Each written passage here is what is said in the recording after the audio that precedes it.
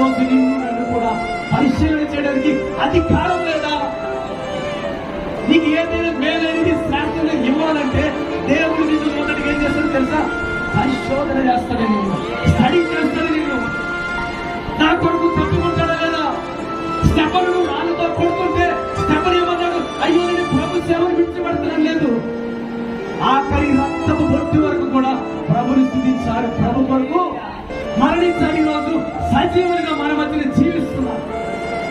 ఆమేన్, హల్లెలూయా. మన మధ్యన జీవిస్తూనే ఉన్నారు. ఇంకా వారు చేసిన కార్యాలు దేవుడు నీ జీవితంలో చేయాలంటే శ్రమలను కూడా మనం తట్టుకోగలిగినప్పుడే. హల్లెలూయా.